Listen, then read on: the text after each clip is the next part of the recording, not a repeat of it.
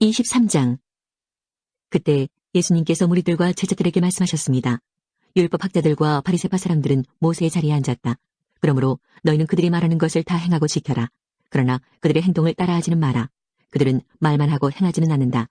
그들은 무거운 짐을 묶고 다른 사람들의 어깨에 올리지만 정작 자신들은 그 짐을 지기 위해 손가락 하나 움직이려고 하지 않는다. 그들은 다른 사람들에게 보이려고 모든 일을 한다. 그래서 말씀 상자를 크게 만들고 옷수를 길게 늘어뜨린다. 이들은 잔치에서 윗자리에 앉기를 좋아하고 회당에서 높은 자리에 앉기를 좋아한다. 이들은 장터에서 인사받는 것을 좋아하고 선생이라고 불리는 것을 좋아한다. 그러나 너희는 선생이라는 소리를 듣지 마라. 너희의 선생님은 오직 한 분이고 너희 모두는 형제들이다. 그리고 세상에서 그 누구에게도 아버지라고 부르지 마라. 아버지는 오직 한 분인데 하늘에 계시다. 너희는 지도자 소리를 듣지 마라. 너희의 지도자는 오직 한 분뿐인 그리스도시다. 너희 가운데 큰 자는 너희의 종이 될 것이다.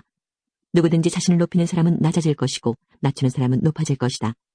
율법학자와 바리새파 위선자들이여, 너희에게 화가 있다. 너희는 사람들 앞에서 하늘나라의 문을 막는다. 너희가 들어가지 않으면서 다른 사람들도 들어가지 못하게 막는다. 없음. 율법학자와 바리새파 위선자들이여, 너희에게 화가 있다. 너희는 개종자 하나를 만들려고 바다와 육지를 두루 다닌다. 그러다가 한 사람을 찾으면 너희보다 더한 지옥의 아들로 만든다. 안 못 보는 인도자인 너희에게 화가 있다. 너희는 만일 너희가 성전을 두고 맹세하면 아무래도 좋지만 성전에 있는 금을 두고 맹세하면 반드시 지켜야 한다는 말을 한다. 바보 같고 눈이 먼 너희들아, 어느 것이 더 중요하냐? 금이냐? 그 금을 거룩하게 만드는 성전이냐? 또한 너희는 이런 말도 한다. 만일 어떤 사람이 제단을 두고 맹세하면 아무래도 좋지만 제단 위에 있는 제물을 두고 맹세하면 반드시 지켜야 한다. 너희 눈먼 사람들아, 어느 것이 더 중요하냐? 제물이냐? 제물을 거룩하게 하는 제단이냐? 제단을 두고 맹세하는 사람은 제단과 제단 위에 있는 모든 것을 두고 맹세하는 것이다. 성전을 두고 맹세하는 사람은 성전과 성전 안에 계신 분을 두고 맹세하는 것이다. 하늘을 두고 맹세하는 사람은 하나님의 보좌와 거기에 앉으신 분을 두고 맹세하는 것이다. 율법학자와 바리새파 위선자들이여, 너희에게 화가 있다. 너희는 박하와 회양과 뿌리채소의 11조까지 드리면서 정의, 자비, 믿음과 같은 율법의 더 중요한 부분은 무시한다. 11조도 중요하지만 더 중요한 일을 무시해서는 안 된다. 눈이 먼 너희여, 너희는 모기는 걸러내어도 낙타는 삼켜버린다. 율법학자와 바리새파 위선자들이여, 너희에게 화가 있다. 너희가 잔과 접시의 겉을 깨끗하게 하지만 그 안에는 탐욕과 방종이 가득 차 있다. 너희 눈먼 바리새파 사람들이여, 먼저 잔과 접시의 안을 깨끗하게 하여라. 그래야 겉도 깨끗해질 것이다. 율법학자와 바리새파 위선자들이여, 너희에게 화가 있다. 너희는 하얗게 칠한 무덤과 같다. 겉은 아름다워 보이지만 그 안은 시체들의 뼈와 온갖 더러운 것으로 가득 차 있다. 너희가 겉으로는 사람들에게 의롭게 보이지만 속에는 위선과 악이 가득하다. 율법학자와 바리새파 위선자들이여, 너희에게 화가 있다. 너희는 예언자들의 무덤을 만들고 의인의 묘비를 꾸미면서 만일 우리가 우리 조상들이 살았던 때에 살았더라면 우리는 예언자의 피를 흘리는데 함께하지 않았을 것이다 라고 말한다. 그러나 너희는 예언자들을 죽인 살인자들의 자손이라는 것을 스스로 나타내고 있구나. 그러므로 너희는 너희 조상들의 악한 일을 마저 채워라. 뱀들아, 너희 독사의 자식들아, 지옥의 심판을 너희가 어떻게 피할 수 있느냐? 그러므로 내가 너희에게 예언자와 지혜 있는 사람과 율법학자들을 보낸다. 너희는 이 사람들 가운데서 몇 명은 죽이고 십자가에 못 박고 몇 명은 회당에서 때릴 것이다. 그리고 이 마을에서 저 마을로 뒤쫓으며 박해할 것이다. 따라서 의인 아벨의 피로부터 성전과 제단 사이에서 살해당한 바라기아의 아들 스가랴의 피에 이르기까지 너희는 세상에서 피를 흘린 의인에 대한 죄값을 치를 것이다. 내가 너희에게 진정으로 말한다. 이 모든 것들이 이 세대에 올 것이다. 예루살렘아, 예언자들을 죽이고 하나님께서 내게 보내신 사람들을 돌로 친 예루살렘아, 암탉이 병아리들을 날개 아래에 품듯이 얼마나 내가 너희 자녀를 모으려고 했느냐. 그러나 너희들은 원하지 않았다. 보아라, 내 집이 버려져 못쓰게 될 것이다. 내가 너희에게 말한다. 주님의 이름으로 오시는 분이 복되다라고 너희가 고백할 때까지 지금 이후로 너희는 나를 보지 못할 것이다. 11장. 예수님과 제자들이 예루살렘 근처 곧 올리브산 가까이에 있는 벳바게와 베다니 마을에 이르렀습니다. 그곳에서 예수님은 두 제자들을 보내셨습니다. 예수님께서 그들에게 말씀하셨습니다. 건너편 마을로 가거라. 거기에 가면 지금까지 아무도 탄 적이 없는 나귀 새끼 한 마리가 메어 있는 것을 볼 것이다. 그것을 풀어서 이리로 가지고 오너라. 누가 너희에게 왜 이러십니까? 라고 물으면 이렇게 말하여라. 주님께서 필요하시답니다. 곧 이리로 돌려보내실 것입니다. 제자들이 마을로 들어가서 길 쪽으로 있는 문에 묶여있는 나귀 새끼를 발견하였습니다. 제자들이 나귀를 풀었습니다. 서 있던 사람이 제자들에게 물었습니다. 나귀를 풀다니 무엇을 하려는 것이요? 제자들이 예수님께서 알려주신 대로 대답했습니다. 그러자 허락해 주었습니다. 제자들이 예수님께 나귀 새끼를 끌고 왔습니다. 그들이 겉옷을 나귀 위에 얹었고 예수님께서 거기에 앉으셨습니다. 많은 사람들이 자기들의 겉옷을 펴서 길 위에 펼쳤습니다. 어떤 사람들은 들에서 꺾은 나뭇가지를 펼쳤습니다. 예수님 앞에서 걸어가던 사람들과 뒤에서 따라가던 사람들이 소리쳤습니다. 호산나, 주님의 이름으로 오시는 이가 복이 있다. 다가오는 우리 조상 다윗의 나라가 복이 있다. 가장 높은 곳에서 호산나. 예수님께서 예루살렘에 가셔서 성전으로 들어가셨습니다. 그리고 모든 것을 둘러보신 후 날이 이미 저물었기 때문에 12 제자들과 함께 베다니로 돌아가셨습니다. 이튿날 예수님과 제자들이 베다니에서 출발하여 오는 길에 예수님께서 배고픔을 느끼셨습니다. 멀리서 잎이 무성한 무화과 나무를 보시고 거기에서 열매를 얻으려고 다가가셨습니다. 그러나 무화과는 없고 잎사귀만 무성할 뿐이었습니다. 그것은 아직 무화과가 열릴 때가 아니었기 때문입니다. 예수님께서 나무에게 말씀하셨습니다. 다시는 아무도 내 열매를 먹지 못할 것이다. 제자들이 이 말씀을 들었습니다. 예수님과 제자들이 예루살렘에 왔습니다. 예수님께서 성전에 들어가셔서 성전에서 사고 파는 사람들을 내쫓으셨습니다. 그리고 돈 바꿔주는 사람들의 책상과 비둘기 파는 사람들의 자리를 뒤엎으셨습니다. 예수님께서 그 누구도 물건을 가지고 성전의 뜰을 가로질러 가지 못하게 하셨습니다. 그리고 사람들을 가르치셨습니다. 성경에 이렇게 쓰여 있다. 나의 집은 모든 민족의 기도하는 집이라고 불릴 것이다. 그런데 너희는 강도의 소굴로 바꾸었다. 대제사장들과 율법학자들이 이 소식을 들었습니다. 그들은 예수님을 죽일 방법을 찾기 시작했습니다. 그것은 사람들이 예수님의 가르침에 놀라워하므로 그들이 예수님을 두려워했기 때문입니다. 밤이 되자 예수님과 제자들은 성을 떠났습니다. 아침에 지나가다가 제자들이 무화과 나무가 뿌리부터 말라버린 것을 보았습니다. 베드로가 생각이 나서 예수님께 말했습니다. 선생님 보세요. 저주하셨던 무화과 나무가 말라 죽어 있습니다. 예수님께서 대답하셨습니다. 하나님을 믿어라. 내가 너희에게 진정으로 말한다. 누구든지 이 산을 향하여 뽑혀서 바다에 던져져라 하고 말하고 마음속에 아무 의심 없이 말한 대로 될 줄 믿으면 그대로 이루어질 것이다. 그러므로 내가 너희에게 말한다. 너희가 기도하고 구한 모든 것은 받은 줄로 믿어라. 그러면 이루어질 것이다. 너희가 서서 기도할 때 다른 사람과 원수된 일이 있으면 그를 용서하여라. 그래야 하늘에 계신 너희 아버지께서도 너희의 죄를 용서하실 것이다. 없음. 예수님과 제자들이 다시 예루살렘으로 갔습니다. 예수님께서 성전에서 거니실 때 대제사장들과 율법학자들과 장로들이 예수님께 왔습니다. 그들이 예수님께 말했습니다. 당신이 무슨 고난으로 이런 일을 하는 것이요? 누가 당신에게 이런 고난을 주었소? 예수님께서 이들에게 대답하셨습니다. 내가 한 가지를 너희들에게 묻겠다. 만일 나에게 대답하면 내가 무슨 고난으로 이런 일을 하는지 말해주겠다. 요한의 세례가 하늘로부터 온 것이냐 아니면 사람에게서 온 것이냐 대답해 보아라. 그들이 자기들끼리 의논하였습니다. 만일 우리가 하늘로부터 왔다고 하면 그가 어째서 너희는 요한을 믿지 않았느냐 하고 말할 것이다. 그렇다고 사람에게서 왔다고 할 수도 없지 않은가. 이들은 백성들을 두려워했습니다. 그것은 모든 사람들이 진정으로 요한을 예언자로 생각하고 있었기 때문입니다. 그래서 예수님께 우리는 모르오 하고 대답했습니다. 예수님께서도 그러면 나도 너희에게 내가 무슨 고난으로 이런 일을 하는지 말하지 않겠다라고 말씀하셨습니다. 올리브산 근처에 있는 벳바게와 베다니에 이르렀을 때였습니다. 예수님께서 2 제자를 보내셨습니다. 그리고 말씀하셨습니다. 맞은편 마을로 가거라. 그곳에 들어가면 아무도 타보지 않은 나귀 새끼 한 마리가 매여 있는 것을 볼 것이다. 그것을 풀어 이리 끌고 오너라. 만일 누가 왜 나귀를 푸시오 하고 묻거든 주님께서 필요하시답니다 라고 말하여라. 보냄을 받은 제자들이 가보니 예수님께서 말씀하신 대로 나귀 새끼를 발견했습니다. 그들이 나귀 새끼를 풀자 주인이 그들에게 물었습니다. 왜 나귀 새끼를 푸시오? 제자들이 대답했습니다. 주님께서 필요하시답니다. 제자들이 나귀를 예수님께 끌고 와서 자기들의 겉옷을 벗어 나귀의 등에 펴고 예수님을 태웠습니다. 예수님께서 가실 때에 사람들이 겉옷을 벗어 길에 펼쳤습니다. 예수님께서 올리브산 비탈길 가까이 오셨을 때 모든 제자들이 기뻐하며 큰 소리로 하나님을 찬양하였습니다. 그것은 이들이 여러 가지 기적을 목격했기 때문입니다. 주님의 이름으로 오시는 왕에게 복이 있다. 하늘에는 평화, 가장 높은 곳에는 영광. 그러자 사람들 사이에 있던 몇몇 바리새파 사람들이 예수님께 말했습니다. 선생님, 제자들을 꾸짖으십시오. 예수님께서 대답하셨습니다. 내가 너희에게 말한다. 이 사람들이 잠잠하면 돌들이 소리를 지를 것이다. 예수님께서 예루살렘에 가까이 오셔서 그 도시를 바라보시고 눈물을 흘리셨습니다. 그리고 말씀하셨습니다. 오늘 내가 평화의 길을 알았더라면 좋았을 텐데 그러나 지금은 이것이 너에게 감춰져 있다. 내 원수들이 너를 향해 흙덩이를 쌓고 너를 애워싸고 사방으로 포위할 때가 올 것이다. 그리고 너를 짓밟고 너와 함께한 내 자녀들도 짓밟을 것이다. 또한 돌 위에 다른 돌 하나라도 남지 않게 할 것이다. 이는 하나님께서 찾아온 때를 내가 깨닫지 못했기 때문이다. 예수님께서 성전에 들어가 장사하는 사람들을 내쫓기 시작하셨습니다. 그리고 그들에게 말씀하셨습니다. 내 집은 기도하는 집이다 라고 성경에 쓰여 있는데 너희는 이 집을 강도의 소굴로 만들었다. 예수님께서 날마다 성전에서 가르치셨습니다. 그러자 대제사장들과 율법학자들 그리고 백성의 지도자들이 예수님을 죽이려고 하였습니다.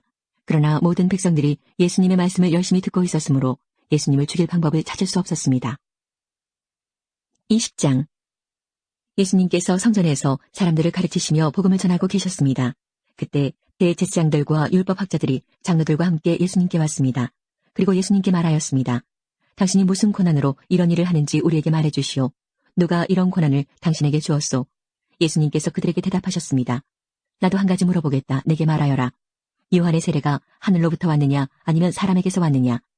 그들이 서로 의논하여 말했습니다. 만일 우리가 하늘로부터 왔다고 말하면 왜 그를 믿지 않았느냐고 할 것이다. 그렇다고 사람에게서 왔다고 말하면 모든 백성들이 요한을 예언자로 확신하고 있으므로 우리를 돌로 칠 것이다. 그래서 그들은 어디서 왔는지 모르겠다고 대답하였습니다. 예수님께서 그들에게 나도 무슨 고난으로 이런 일을 하는지 말하지 않겠다 하고 말씀하셨습니다. 예수님께서 사람들에게 이런 비유를 말씀하셨습니다.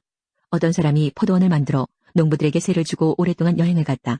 포도철이 되어 그 사람은 포도원의 수확 중에서 얼마를 거두려고 종 하나를 농부들에게 보냈다. 그러나 포도원 농부들은 그를 때리고 빈손으로 돌려보냈다. 주인은 다른 종을 보냈다. 그러나 그 종도 때리고 온갖 모욕을 주고 빈손으로 돌려보냈다. 주인은 세 번째 종을 보냈다. 이 종에게도 농부들이 상처를 입혀 쫓아내었다. 포도원 주인은 말했다. 어떻게 할까? 내 사랑하는 아들을 보내야겠다. 아마도 내 아들은 존경할 것이다. 포도원 농부들이 그를 보고 서로 의논했다. 이 사람은 상속자다. 이 사람을 죽여 유산을 우리가 가로채자. 그들은 아들을 포도원 밖으로 끌어내어 죽였다. 그러면 포도원 주인이 농부들을 어떻게 하겠느냐? 그가 돌아와 포도원 농부들을 죽이고 포도원은 다른 사람들에게 넘길 것이다. 사람들이 이 말씀을 듣고 말했습니다. 그런 일이 제발 일어나지 않았으면 좋겠습니다. 예수님께서 그들을 바라보시며 말씀하셨습니다.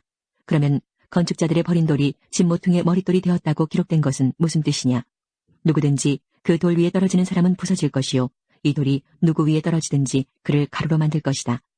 율법학자들과 대제사장들이 예수님께서 이 비유를 자기들을 빗대어 하신 말씀인 줄 알았습니다. 그래서 즉시 예수님을 찾기를 바랐으나 사람들을 두려워하였습니다. 율법학자와 대제사장들은 예수님을 지켜보았습니다. 그리고 의로운 사람들인 척 가장한 정탐꾼을 보내서 예수님께서 하시는 말씀 가운데 트집을 잡으려고 하였습니다. 그리고는 예수님을 총독에게 넘기려고 하였습니다. 이들이 예수님께 물었습니다. 선생님, 우리는 선생님이 옳게 말씀하시고 가르치시는 것을 압니다. 선생님은 차별을 하지 않으시며 진실되게 하나님의 길을 가르치시는 것을 압니다. 우리가 가이사에게 세금을 바치는 것이 옳습니까? 옳지 않습니까? 예수님께서 이들의 계략을 아시고 말씀하셨습니다. 데나리온 동전 하나를 가져오너라. 이 돈에 누구의 얼굴과 이름이 새겨져 있느냐? 그들이 대답했습니다. 가이사의 것입니다. 예수님께서 그들에게 말씀하셨습니다. 가이사의 것은 가이사에게, 하나님의 것은 하나님께 바쳐라. 그들은 사람들 앞에서 예수님의 말씀을 트집잡을 수 없었습니다. 오히려 예수님의 대답에 놀라서 말문이 막히고 말았습니다. 부활이 없다고 하는 사두개파 사람들 가운데 몇몇이 예수님께 왔습니다. 그리고 예수님께 물었습니다. 선생님, 모세는 형이 자식 없이 아내를 두고 죽으면 동생이 형수와 결혼하고 형을 위해서 자식을 낳아야 한다고 했습니다. 그런데 7 형제가 있었습니다. 첫째가 아내를 얻었으나 자식이 없이 죽었습니다. 그리고 둘째도 자식 없이 죽었습니다. 셋째도 마찬가지였습니다. 결국 7 형제가 모두 자식이 없이 죽었습니다. 마침내 그 여자도 죽었습니다. 그러면 부활 때 그는 누구의 아내가 되어야 합니까? 7 형제가 모두 그를 아내로 맞이하였으니 말입니다.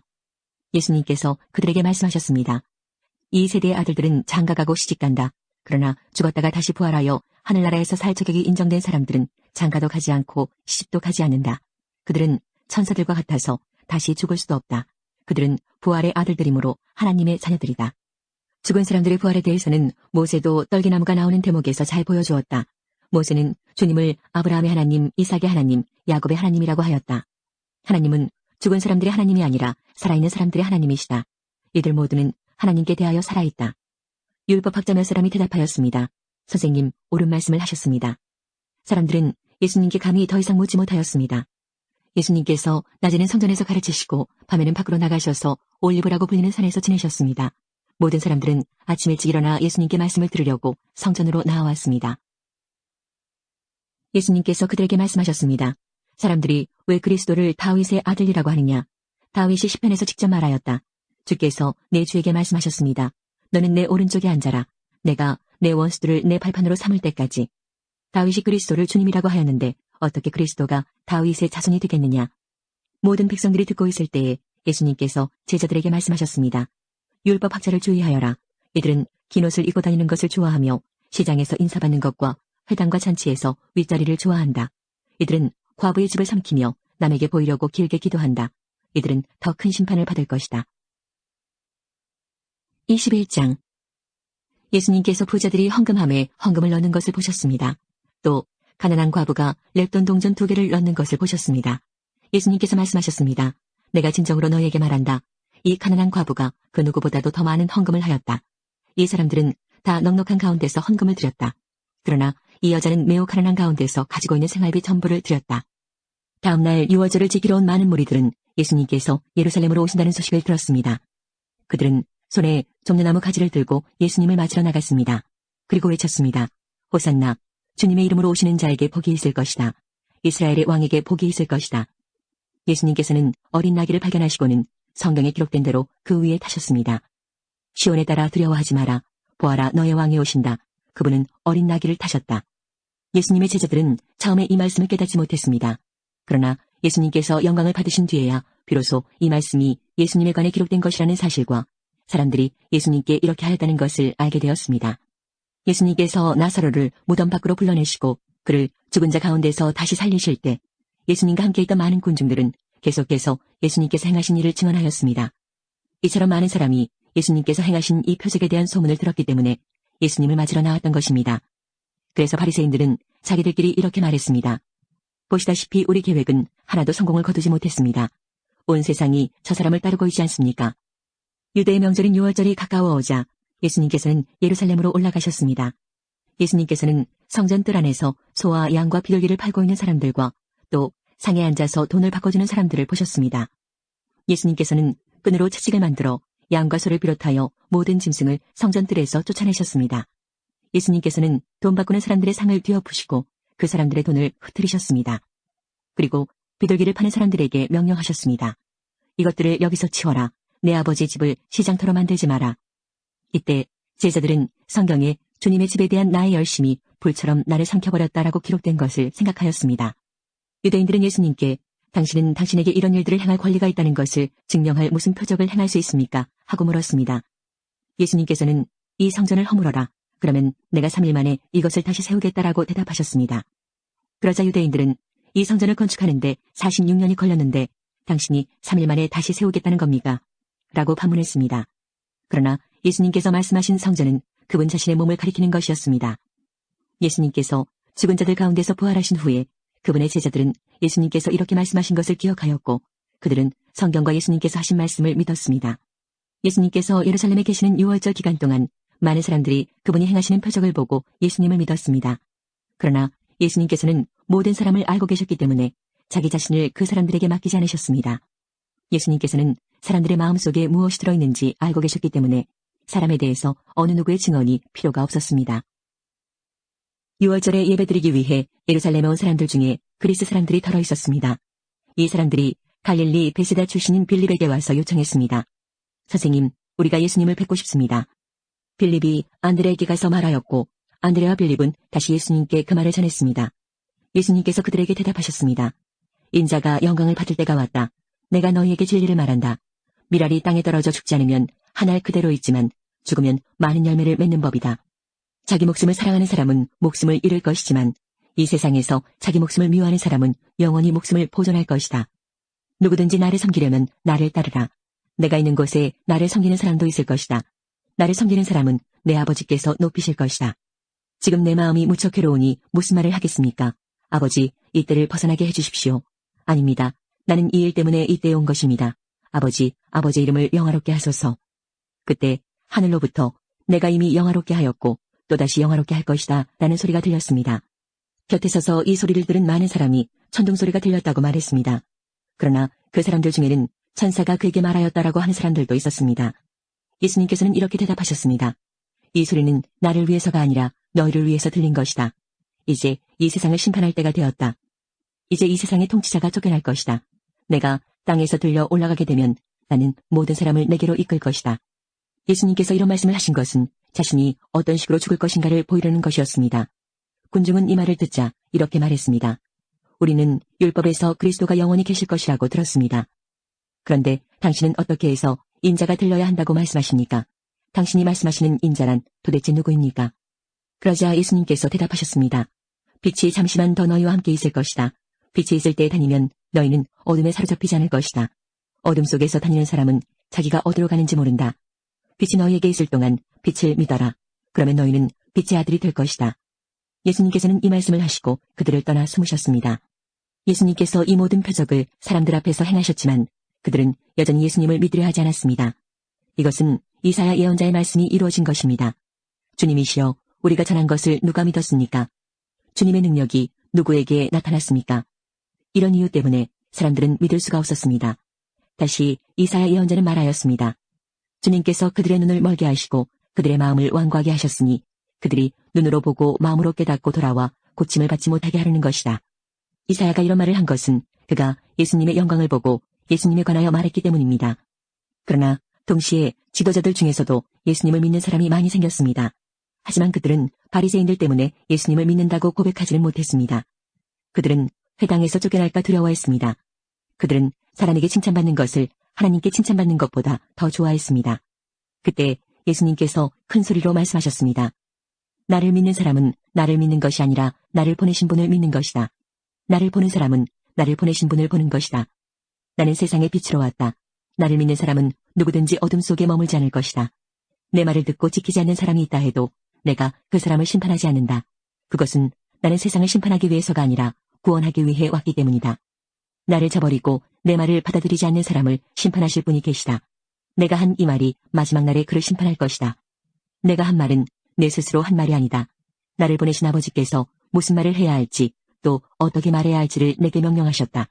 그리고 나는 그분이 하신 명령이 영생이라는 사실을 안다. 그러므로 내가 말하는 것은 무엇이든지 아버지께서 내게 그렇게 말하라고 말씀하신 것이다. 24장.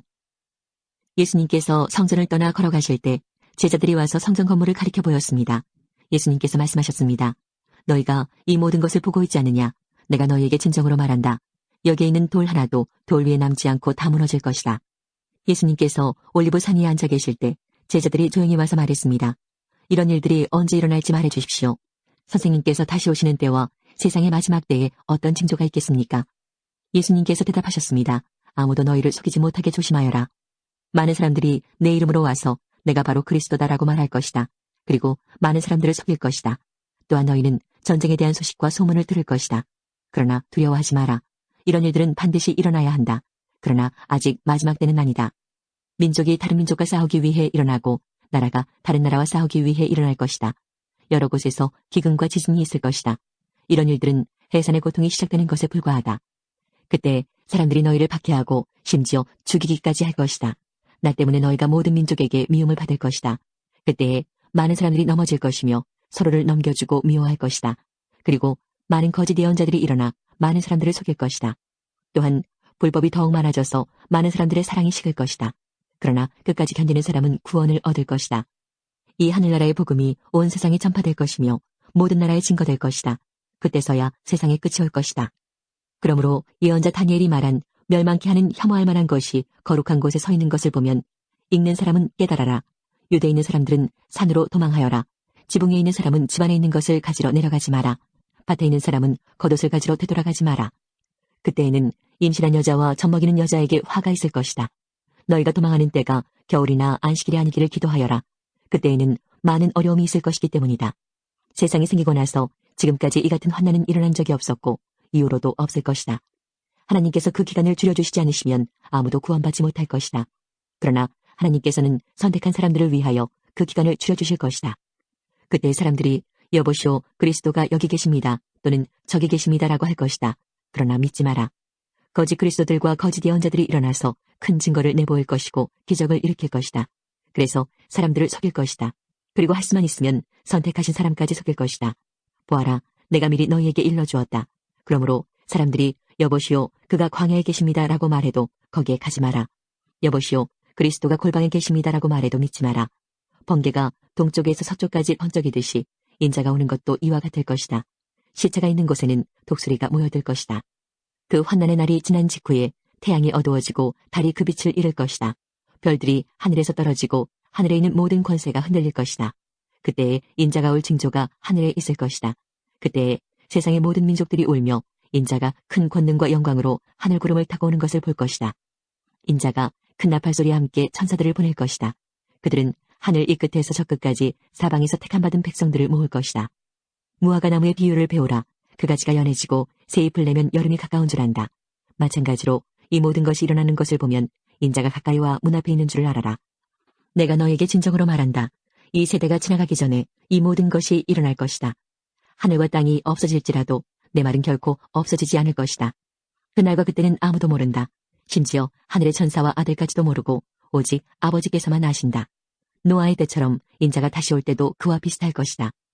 홍수가 나기 전 노아가 배에 들어가기 전까지도 사람들은 먹고 마시며 장가가고 시집가며 지냈다. 홍수가 나서 모든 사람들을 쓸어가기 직전까지 사람들은 전혀 깨닫지 못하였다. 인자가 올 때도 그와 같을 것이다. 두 사람이 밭에 있는데 한 사람은 데려가고 다른 사람은 남겨둘 것이다. 두 여자가 맷돌을 갈고 있는데 한 사람은 데려가고 다른 사람은 남겨둘 것이다. 그러므로 항상 깨어 있어라. 왜냐하면 언제 너희 주님께서 오실지 너희가 알지 못하기 때문이다. 이것을 명심하여라. 만약 도둑이 언제 들어올지 집주인이 안다면 미리 준비를 하고 도둑이 집에 들지 못하도록 할 것이다. 그러므로 너희도 준비를 해야 한다. 인자는 생각지도 않은 때에 올 것이다. 주인이 집안을 맡기고 제때 양식을 내주도록 맡긴 신실하고 슬기로운 종이 누구겠느냐. 주인이 돌아와서 볼 때 주인이 명한 대로 일하고 있는 종은 복되다. 내가 너희에게 진정으로 말한다. 주인은 그 종에게 자신의 모든 소유를 맡길 것이다. 그러나 악한 종이 주인이 오랫동안 돌아오지 않을 것이라고 마음속으로 생각하여 다른 종들을 때리기 시작하고 술꾼들과 함께 먹고 마신다면 생각지도 않은 날 알지 못하는 때에 그 종의 주인이 올 것이다. 그때의 주인은 그 종에게 벌을 내리고 그 종을 위선자처럼 여길 것이다. 그 종은 거기서 슬피 울고 고통스럽게 일을 갈 것이다. 25장. 하늘나라는 등을 들고 신랑을 맞으러 나간 10명의 처녀에 빗댈 수 있다. 그 가운데 5명의 처녀는 어리석고 5명의 처녀는 지혜로웠다. 어리석은 처녀들은 등을 가지고 있었지만 기름이 없었다. 지혜로운 처녀들은 등뿐만 아니라 통에 기름까지 넣어 가지고 있었다. 신랑이 오는 것이 매우 늦어져서 처녀들이 모두 졸다가 잠이 들었다. 한밤중에 어떤 사람이 소리쳤다. 여보시오, 신랑이 옵니다. 나와서 맞이하십시오. 그러자 모든 처녀들이 깨어나 등불을 준비하였다. 어리석은 처녀들이 지혜로운 처녀들에게 말했다. 등불이 꺼져가니 우리에게 기름을 조금만 나누어 다오. 지혜로운 처녀들이 대답했다. 안 돼. 우리가 함께 쓰기엔 기름이 충분치 않아. 기름 파는 사람에게 가서 사렴. 어리석은 5 처녀가 기름을 사러 간 사이에 신랑이 왔다. 준비된 처녀들은 신랑과 함께 결혼잔치에 들어가고 문은 닫혀 잠겼다. 나중에 나머지 처녀들이 와서 주님, 주님, 문 좀 열어주세요라고 간청했다. 그러나 신랑이 대답했다. 내가 너희에게 진정으로 말한다. 나는 너희를 알지 못한다. 그러므로 항상 깨어 있어라. 그 까닭은 너희가 그날과 그때를 알지 못하기 때문이다. 하늘나라는 여행을 떠날 때 종들을 불러서 자기 재산을 맡긴 사람과 같다. 주인은 종들의 능력에 따라 어떤 사람은 5달란트를, 어떤 사람에게는 2달란트를, 또 어떤 사람에게는 1달란트를 맡기고 여행을 떠났다. 5달란트를 받은 종은 얼른 가서 그것으로 장사를 하였다. 그래서 5달란트를 더 벌었다. 마찬가지로 2달란트를 받은 종도 2달란트를 더 벌었다. 그러나 1달란트를 받은 종은 나가서 땅을 파고 그곳에 주인의 은돈을 숨겼다. 세월이 오래 지난 뒤에 종들의 주인이 집에 돌아와서 종들과 셈을 하였다. 5달란트를 받았던 종이 5달란트를 더 가지고 와서 말했다. 주인님, 제게 5달란트를 맡기셨는데 보십시오. 5달란트를 더 벌었습니다. 주인이 대답했다. 참 잘했구나. 너는 착하고 신실한 종이다. 내가 작은 것에 최선을 다했으니 내가 훨씬 더 많은 것을 너에게 맡기겠다. 주인과 함께 기쁨을 누려라. 2달란트를 받았던 종도 와서 말했다. 주인님, 제게 2달란트를 맡겨주셨는데 보십시오. 2달란트를 더 벌었습니다. 주인이 그에게 대답했다. 참 잘했구나. 너는 착하고 신실한 종이다. 내가 작은 것에 최선을 다했으니 내가 훨씬 더 많은 것을 너에게 맡기겠다. 주인과 함께 기쁨을 누려라. 그리고 1달란트를 받았던 종이 주인에게 와서 말했다. 주인님, 저는 주인님이 심지 않은 데서 거두고 씨 뿌리지 않은 데서 거두는 완고한 분이라 생각했습니다. 그래서 두려운 마음으로 밖에 나가 돈을 땅에 숨겼습니다. 이제 주인님이 제게 주신 돈을 도로 받으십시오. 주인이 대답했다. 이 악하고 게으른 종아, 너는 내가 심지도 않은 데서 거두어들이고 씨 뿌리지 않은 곳에서 거두어들인다고 생각했느냐? 그렇다면 너는 내 돈을 은행에 넣어두었어야 했다. 그러면 내가 다시 돌아왔을 때 이자와 함께 내 돈을 돌려받았을 것이다. 저 종에게서 돈을 빼앗아 10달란트 가진 종에게 주어라. 가진 사람은 더 많이 받아 풍성하게 될 것이고 없는 사람은 있는 것마저 빼앗길 것이다. 저 쓸모없는 종을 바깥 어두운 곳에 던져라. 거기서 슬피 울고 고통스럽게 이를 갈 것이다. 인자가 모든 천사들과 함께 영광 가운데 다시 와서 영광의 보좌에 앉을 것이다. 그때에 세상 모든 나라가 그 앞에 모일 것이며 목자가 양과 염소를 구분하듯이 인자가 사람들을 나눌 것이다. 인자는 자신의 오른쪽에는 양을 왼쪽에는 염소를 둘 것이다. 그때 왕이 오른쪽에 있는 사람들에게 말할 것이다. 내 아버지로부터 복을 받은 너희들이여 와서 세상이 만들어질 때부터 하나님께서 너희를 위해 준비하신 나라를 물려받아라. 내가 배가 고플 때 너희는 내게 먹을 것을 주었다. 내가 목마를 때 너희는 마실 것을 주었다. 내가 나그네로 있을 때 너희는 나를 초대해 주었다. 내가 헐벗었을 때 너희는 내게 옷을 입혀 주었다. 내가 아플 때 너희는 나를 돌보아 주었다. 내가 감옥에 있을 때 너희는 나를 찾아주었다. 그때 의로운 사람들이 그에게 대답할 것이다. 주님, 언제 주님께서 배고프신 것을 보고 우리가 음식을 주었습니까? 언제 목마른 것을 보고 마실 것을 주었습니까? 언제 나그네가 된 것을 보고 우리가 초대하였습니까? 언제 헐벗으신 것을 보고 우리가 옷을 입혀 주었습니까? 언제 감옥에 있는 것을 보고 또 아프신 것을 보고 우리가 찾아갔습니까? 그때 왕이 대답할 것이다. 내가 너희에게 진정으로 말한다. 보잘것없는 사람에게 한 일, 곧 너희가 이 형제들 중 가장 보잘것없는 사람에게 한 일이 곧 나에게 한 것이다. 그리고 나서 왼쪽에 있는 사람들에게 이렇게 말할 것이다. 저주받은 자들아, 내게서 떠나 악마와 그 부하들을 위해 준비한 영원한 불에 들어가거라. 내가 배가 고플 때 너희는 내게 아무것도 주지 않았다. 내가 목마를 때 너희는 마실 것도 주지 않았다. 내가 나그네 되었을 때 너희는 나를 초대하지 않았다. 내가 헐벗었을 때 너희는 내게 아무것도 입혀주지 않았다. 내가 아플 때나 감옥에 있을 때 너희는 나를 돌보지 않았다. 그때 그 사람들이 대답할 것이다. 주님, 언제 주님이 배고프거나 목마르거나 나그네 되었거나 헐벗었거나 아프거나 감옥에 있는 것을 보고 우리가 돌보지 않았습니까? 그때 왕이 대답할 것이다. 내가 너희에게 진정으로 말한다. 이 사람들 가운데 가장 작은 자 한 사람에게 하지 않은 것이 곧 나에게 하지 않은 것이다. 이 사람들은 영원히 형벌을 받게 될 것이다. 그러나 의로운 사람들은 영원한 생명에 들어갈 것이다. 13장. 예수님께서 성전을 떠나실 때 한 제자가 예수님께 말했습니다. 선생님 보십시오. 정말 아름다운 돌이지요. 정말 아름다운 건물이지요. 예수님께서 이 큰 건물을 보느냐? 돌 위에 돌 하나도 남지 않고 완전히 무너질 것이다라고 말씀하셨습니다. 예수님께서 성전 맞은편 올리브산에서 앉아 계실 때 베드로, 야고보, 요한과 안드레가 예수님께 조용히 물었습니다. 우리들에게 말씀해 주십시오. 언제 이런 일들이 일어나고 이런 일들이 이루어질 때에 무슨 징조가 있겠습니까? 예수님께서 그들에게 말씀하기 시작하셨습니다. 아무도 너희를 속이지 못하게 조심하여라. 많은 사람들이 내 이름으로 와서 내가 바로 그리스도다라고 말할 것이다. 그리고 많은 사람들을 속일 것이다. 너희는 전쟁에 대한 소식과 소문을 들을 것이다. 그러나 두려워하지 마라. 이런 일들은 반드시 일어나야 한다. 그러나 끝은 아직 아니다. 민족이 다른 민족과 싸우려고 일어나고 나라가 나라와 싸우려고 일어날 것이다. 여러 곳에서 지진이 일어나고 기근도 있을 것이다. 이런 것들은 출산하는 진통의 시작에 불과하다. 너희는 주의하여라. 사람들이 너희를 법정에 넘길 것이고 너희는 회당에서 매를 맞을 것이다. 너희가 나 때문에 총독들과 임금 앞에 서게 되어 그들에게 증언할 것이다. 그러나 먼저 복음이 모든 민족에게 전해질 것이다. 사람들이 너희를 체포하여 재판에 넘길 때 무엇을 말할까 하고 걱정하지 마라. 그때 하나님께서 너희에게 주시는 것들을 말하여라. 말하는 것은 너희가 아니고 성령님이시다. 형이 동생을 죽게 내주고 아버지가 자식들을 내주고 자식들이 부모를 거역하여 일어나며 죽게 할 것이다. 내 이름 때문에 너희가 미움을 받을 것이다. 그러나 끝까지 견디는 사람은 구원받을 것이다. 멸망케 하는 혐오할 만한 것이 서 있지 않아야 할 곳에 서 있는 것을 보거든. 읽는 사람은 깨달아라. 유대에 있는 사람들은 산으로 도망하여라. 지붕 위에 있는 사람은 집에 있는 것을 가지고 나오려고 내려와 들어가지 마라. 밭에 있는 사람은 옷을 가지려고 돌아서지 마라. 그때에는 임신한 여자들이나 아이에게 젖을 먹이는 여자들에게 화가 있다. 이런 일이 겨울에 일어나지 않도록 기도하여라. 그때에는 환난이 있을 것인데 이런 환난은 하나님께서 세상을 만드신 때부터 지금까지 없었던 것이며 앞으로도 이런 환난은 없을 것이다.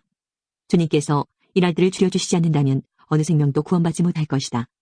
그러나 하나님께서 선택한 사람들을 위하여 이 날들을 줄이셨다. 그때 어떤 사람이 여보시오 그리스도가 여기 계십니다. 또는 저기 계십니다 하고 말해도 믿지 마라. 거짓 그리스도와 거짓 예언자들이 일어나서 증거와 기적을 보여줄 것이다. 그래서 가능하면 선택된 사람들을 잘못된 길로 인도하려고 할 것이다. 그러므로 조심하여라. 내가 모든 것을 미리 일러주었다. 그러나 그때 환난이 지나가면 해가 어두워지고 달이 그 빛을 내지 않을 것이다. 별들이 하늘에서 떨어지고 하늘에 있는 권세들이 흔들릴 것이다. 사람들은 인자가 큰 능력과 영광으로 구름 가운데 오는 것을 볼 것이다. 그리고 인자가 천사들을 보내어 땅끝에서 하늘끝까지 사방에서 선택된 사람들을 모을 것이다. 무화과 나무로부터 교훈을 배워라. 가지가 부드러워지고 새 잎을 내면 여름이 가까운 줄 안다. 이처럼 이런 일들이 일어나는 것을 보면 인자가 바로 문 앞에 가까이 온 줄 알아라. 내가 너희에게 진정으로 말한다. 이 세대가 지나가기 전에 이 모든 일들이 일어날 것이다. 하늘과 땅은 없어질 것이나 내 말은 없어지지 않을 것이다. 그날과 그때는 아무도 모른다. 하늘에 있는 천사도 모르고 아들도 모르고 오직 아버지만이 아신다. 주의하여라. 항상 경계하여라. 그것은 그때가 언제인지 알지 못하기 때문이다. 마치 여행을 떠나는 어떤 사람과 같다. 그는 집을 떠나면서 자기 종들에게 집을 돌보라고 맡겼다. 각각 임무를 주었는데 문지기에게는 집을 잘 지키라고 명령했다. 그러므로 깨어있어라. 집주인이 언제 돌아올지 저녁에 혹은 밤중에 혹은 새벽닭이 올 때 혹은 아침 무렵에 올지 모르기 때문이다. 그가 갑자기 돌아와서 너희가 자고 있는 것을 보지 않게 하라. 내가 너희에게 말하는 것은 모두에게 하는 말이다. 항상 깨어있어라. 몇몇 사람이 성전에 대해 아름다운 돌과 헌금으로 꾸며졌다고 이야기하였습니다. 그러자 예수님께서 말씀하셨습니다. 너희가 지금 보고 있는 이것들이 돌 하나도 돌 위에 남지 않고 다 무너질 날이 올 것이다. 제자들이 예수님께 물었습니다. 선생님, 언제 이런 일들이 있겠습니까? 그리고 이런 일들이 일어날 때 어떤 징조가 나타나겠습니까? 예수님께서 그들에게 말씀하셨습니다. 너희가 속지 않도록 조심하여라. 많은 사람들이 내 이름으로 와서 내가 그리스도다 하거나 때가 왔다고 말할 것이다. 그러나 그들을 따라가지 마라. 전쟁과 난리의 소식을 들을 때 두려워하지 마라. 이런 일들이 먼저 일어나야 하겠으나 종말이 바로 뒤따라오는 것은 아니다. 예수님께서 계속해서 그들에게 말씀하셨습니다. 나라가 나라를 대항하여 일어나고 왕국이 왕국을 맞서 일어날 것이다. 큰 지진이 있을 것이며 여러 곳에서 질병과 기근이 있을 것이다. 하늘로부터 무서운 일과 큰 징조가 있을 것이다. 그러나 이 모든 일들이 일어나기 전에 사람들이 너희를 잡고 박해할 것이다. 또한 너희를 회당과 감옥에 넘길 것이다. 너희는 내 이름 때문에 왕과 총독 앞에 끌려갈 것이다. 그러나 이것이 너희에게는 증거의 기회가 될 것이다. 너희는 변론할 말을 미리 준비하지 않겠다고 마음에 결심하여라. 내가 너희에게 말과 지혜를 주어 너희 원수 가운데 그 누구도 너희를 맞서거나 반박하지 못할 것이다. 너희의 부모와 형제, 친척, 친구들이 너희를 넘겨줄 것이다. 그리고 너희 중 몇몇을 죽이기도 할 것이다. 너희는 내 이름 때문에 모두에게 미움을 받을 것이다. 그러나 너희 머리카락 하나도 다치지 않을 것이다. 너희는 인내함으로 생명을 얻을 것이다. 예루살렘이 군대에 포위당한 것을 보면 예루살렘의 파괴가 곧 다가왔다는 것을 깨달아라. 그때 유대에 있는 사람들은 산으로 도망하여라. 예루살렘 안에 있는 사람들은 빨리 빠져나가거라. 시골에 있는 사람들은 예루살렘 안으로 들어가지 마라. 그것은 이날이 바로 징벌의 날이기 때문이다. 기록된 모든 것이 이루어질 것이다. 그날에는 임신한 여자와 아기에게 젖을 먹이는 여자에게 화가 있다. 땅에는 큰 고통이 닥치겠고 진노가 이 백성에게 내릴 것이다. 그들은 칼날에 쓰러질 것이며 여러 나라의 포로로 붙잡혀갈 것이다. 이방인의 때가 끝날 때까지 예루살렘은 이방인들의 발에 짓밟힐 것이다. 해와 달과 별들에게서 징조가 있을 것이다. 땅에서는 민족들이 바다와 파도의 소리에 당황할 것이다. 사람들은 세상에 닥칠 일을 예상하며 두려워하고 기절할 것이다. 이것은 하늘에 있는 권세가 흔들릴 것이기 때문이다. 그때 사람들은 인자가 구름을 타고 능력과 큰 영광으로 오는 것을 볼 것이다. 이러한 일이 일어나기 시작할 때 일어서서 너희의 머리를 들어라. 이는 너희의 구원이 가까이 오고 있기 때문이다. 예수님께서 이런 비유를 말씀하셨습니다. 무화과 나무와 다른 모든 나무들을 보아라. 잎사귀가 돋는 것을 보면 너희는 여름이 가까웠다는 것을 알 것이다. 이와 같이 너희도 이런 일들이 일어나는 것을 볼 때 하나님 나라가 가까운 줄 깨달아라. 내가 진정으로 너희에게 말한다. 이 세대가 다 지나기 전에 이 모든 일들이 일어날 것이다. 하늘과 땅은 없어질지라도 내 말은 결코 없어지지 않을 것이다. 내 마음이 방탕과 술 취함과 삶의 걱정으로 무겁게 눌리지 않도록 하여라. 그날이 마치 덫처럼 갑자기 내게 다가올 것이다.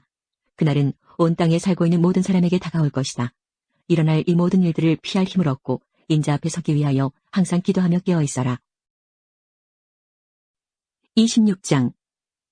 예수님께서 이 모든 말씀을 마치셨을 때입니다. 예수님께서 제자들에게 말씀하셨습니다. 너희도 알다시피 들뒤가 6월절이다. 그때 인자는 넘겨져 십자가에서 죽을 것이다. 그때 대제사장과 장로들이 가야바라고 하는 대제사장 공관에 모였습니다. 그들은 조용히 예수님을 잡아 죽일 계획을 세웠습니다. 그러나 그들은 명절 기간에는 안 돼. 사람들 사이에 폭동이 일어날 수 있으니까라고 말했습니다. 예수님께서 베다니에서 문둥병에 걸렸던 시몬의 집에 계셨을 때입니다. 한 여자가 비싼 향유 한 병을 가지고 와 식사하고 계시는 예수님의 머리에 이 향유를 부었습니다. 이 광경을 본 제자들이 화를 냈습니다. 왜 이 값비싼 향유를 낭비하는 것이요? 그것을 비싼 값에 팔아서 가난한 사람들에게 줄 수도 있었을 텐데. 예수님께서 이것을 하시고 말씀하셨습니다. 왜 이 여자를 괴롭히느냐? 그는 나에게 좋은 일을 하였다. 가난한 사람들은 항상 너희 가운데 있을 것이다. 그러나 나는 너희와 항상 함께 있지 않을 것이다. 이 여자는 내 몸에 향유를 부어 내 장례를 준비한 것이다. 내가 진정으로 너희에게 말한다. 온 세상에 복음이 전해지는 곳마다 이 여자가 한 일도 전해져 그를 기억할 것이다. 그때 12 제자 가운데 한 명인 가룟 출신의 유다가 대제사장들에게 갔습니다. 가룟 유다가 말했습니다. 내가 예수를 당신들에게 넘기면 나에게 얼마를 주겠소? 제사장들은 유다에게 은 30개를 주었습니다. 그 후로부터 유다는 예수님을 넘길 기회를 노렸습니다. 무교절의 첫 번째 날에 제자들이 예수님께 와서 말했습니다. 6월절 음식을 어디에다 준비할까요? 예수님께서 대답하셨습니다. 성 안에 들어가 한 사람에게 이렇게 말하여라. 선생님께서 때가 가까웠으니 당신 집에서 제자들과 함께 6월절을 보내겠다고 말씀하십니다. 제자들이 예수님께서 말씀하신 대로 행하여 6월절을 준비하였습니다. 그날 저녁에 예수님께서 12명의 제자들과 함께 음식을 드시기 위해 앉으셨습니다. 모두들 식사를 하고 있을 때 예수님께서 말씀하셨습니다. 내가 너희에게 진정으로 말한다. 너희 중에 하나가 나를 배반할 것이다. 제자들은 매우 슬퍼하며 한 사람씩 예수님께 묻기 시작했습니다. 주님, 제가 그 사람은 아니지요. 예수님께서 대답하셨습니다. 나와 함께 그릇에 손을 넣는 자가 나를 배반할 것이다. 성경에 쓰여진 대로 인자는 떠나갈 것이다. 그러나 인자를 넘겨주는 그 사람에게는 화가 있다. 차라리 태어나지 않았더라면 자신에게 더 좋았을 것이다. 예수님을 배반한 유다가 예수님께 말했습니다. 선생님이여, 설마 제가 그 사람입니까? 예수님께서 그에게 내가 말했다 하고 대답하셨습니다. 식사 때 예수님께서는 빵을 들어 감사기도를 드리시고 그것을 떼어 제자들에게 주시며 말씀하셨습니다. 받아 먹어라. 이것은 내 몸이다. 또한 예수님께서 잔을 들어 감사드리신 후 그것을 제자들에게 주시며 말씀하셨습니다. 너희 모두 이것을 마셔라. 이것은 죄를 용서하기 위하여 많은 사람들을 위해 붓는 나의 피, 곧 언약의 피이다. 내가 너희에게 말한다. 내가 아버지의 나라에서 너희와 함께 새롭게 마시는 그날까지 지금부터는 포도열매로 빚은 것을 마시지 않을 것이다. 그들은 찬송을 부르고 올리브산으로 올라갔습니다. 예수님께서 제자들에게 말씀하셨습니다. 오늘 밤 너희는 모두 나를 버릴 것이다. 성경에 이렇게 쓰여 있다. 내가 목자를 칠 것이니 양이 흩어질 것이다. 그러나 내가 살아난 뒤에 너희보다 먼저 갈릴리로 갈 것이다. 베드로가 말했습니다. 다른 모든 제자들이 주님을 버릴지라도 저는 결코 버리지 않겠습니다. 예수님께서 대답하셨습니다. 내가 진정으로 너에게 말한다. 바로 오늘 밤 닭이 울기 전에 내가 나를 3번이나 모른다고 할 것이다. 베드로가 예수님께 말했습니다. 주님과 함께 죽을지라도 결코 주님을 모른다고 하지 않을 것입니다. 다른 제자들도 모두 똑같이 말했습니다. 그때 예수님께서 제자들과 함께 겟세마네라고 불리는 곳으로 가셨습니다. 예수님께서 제자들에게 말씀하셨습니다. 내가 저기에 가서 기도하는 동안 여기 앉아 있어라. 그리곤 베드로와 세베대의 두 아들을 데리고 가셨습니다. 예수님께서는 매우 근심하시며 괴로워하기 시작하셨습니다. 예수님께서는 세 제자에게 말씀하셨습니다. 내 마음이 괴로워 죽을 지경이다. 여기서 머무르며 나와 함께 깨어 있어라. 그리고 나서 약간 떨어진 곳으로 가서 얼굴을 땅에 대고 기도하셨습니다. 나의 아버지, 할 수만 있다면 제게서 이 잔을 지나가게 해주십시오. 그러나 내 뜻대로 하지 마시고 아버지의 뜻대로 하시길 원합니다. 기도하신 후 제자들에게 오셔서 제자들이 자고 있는 것을 보시고 베드로에게 말씀하셨습니다. 너희들은 1시간도 나와 함께 깨어 있을 수 없느냐? 깨어서 너희가 시험에 빠지지 않도록 기도하여라. 영은 원하지만 육체가 약하구나. 예수님께서 다시 가셔서 두 번째 기도를 하셨습니다. 나의 아버지여, 이것이 제게서 지나갈 수 없고 제가 마셔야만 한다면 아버지 뜻대로 되기를 기도합니다. 그리고 나서 다시 제자들에게 가셔서 제자들이 자고 있는 것을 보셨습니다. 그들은 너무 졸렸던 것입니다. 그래서 예수님께서는 제자들을 놔두고 다시 3번째로 기도하셨습니다. 예수님께서는 같은 기도를 한 번 더 하셨습니다. 그 다음에 예수님께서 제자들에게 돌아오셔서 말씀하셨습니다. 아직도 자고 있고 쉬고 있느냐? 보아라, 때가 가까이 왔다. 인자가 죄인들의 손에 넘겨진다. 일어나라, 가자. 나를 배반한 사람이 가까이 오고 있다.